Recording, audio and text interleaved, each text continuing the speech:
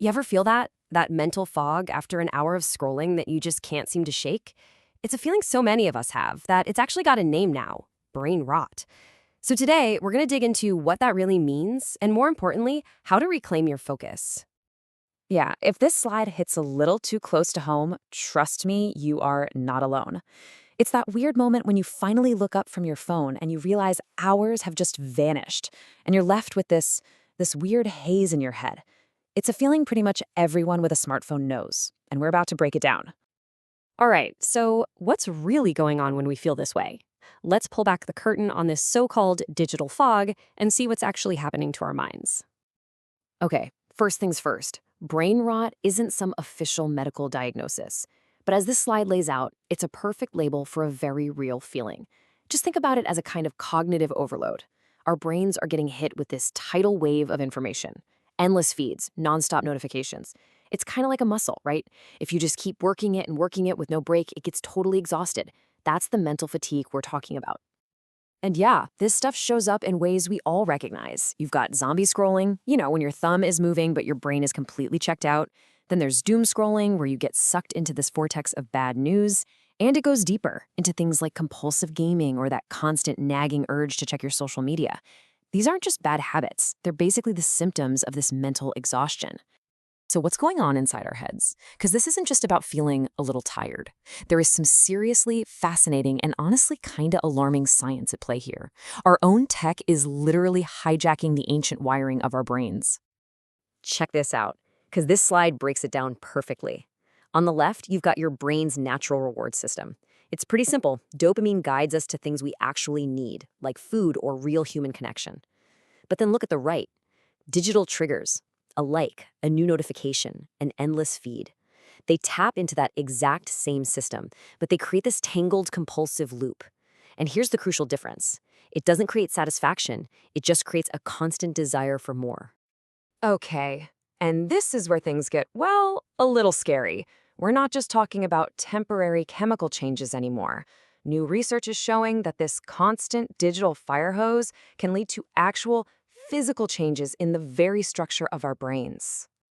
And this is what that actually looks like based on brain scans. One study looked at preschoolers and found that the kids with tons of screen time had less developed white matter. Now, you can think of white matter as the brain's information superhighway. Their internal wiring for things like language was literally weaker. Another study found a link between social media addiction and physical changes in the gray matter of the amygdala. That's the part of your brain that handles emotion. So yeah, the actual architecture of our brains is being reshaped. All right, so we've geeked out on the science, but what does this all mean for you and me, like day to day?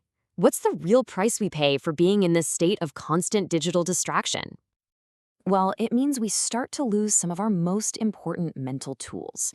Our ability to plan things out, to solve problems, that gets harder. Our attention span? Yeah, that gets shredded. Deep focus starts to feel almost impossible. Even our memory takes a hit, because a brain that's always overstimulated can't file away information properly. And on the emotional side, that constant comparison trap on social media can just eat away at our self-worth. Okay, I know that sounds like a lot of doom and gloom, but here's the turn. The good news is we are not powerless here, not even close. There's a clear path forward, a way to get our focus back. And it all starts with this idea of a digital detox. I really love this quote from Dr. Emma Seppala. It just nails it. The solution isn't about punishment or deprivation. It's about rediscovery. Disconnecting isn't about what you're losing. It's about what you stand to gain back. Silence, your own thoughts, your authentic self. And this is what we're aiming for. It's a big kind of academic sounding term, eudaimonic well-being, but the idea is actually super simple. We're talking about genuine human flourishing. It's that deep satisfaction you get from working towards something that actually matters to you, not the cheap, temporary buzz you get from a notification. It's the difference between building a life and just scrolling through one. All right, so how do we actually do this? Because it's not about just chucking your phone in a river, it's about being smart and intentional. Let's get into the practical toolkit for building a healthier relationship with all this tech. Getting started is way simpler than you think. It boils down to 3 huge first steps. 1. Just track your time. Seriously, just seeing the raw numbers can be a massive wake-up call. 2. Set some real boundaries. Decide what's a reasonable amount of screen time for you. And 3, and honestly, this one is a game changer, start cutting things out. Delete the apps that are just time sinks and turn off all those pointless notifications. Take back control over who gets to interrupt your day. So this here is your long-term game plan. On the mindset side, it's about being an active curator of what you see.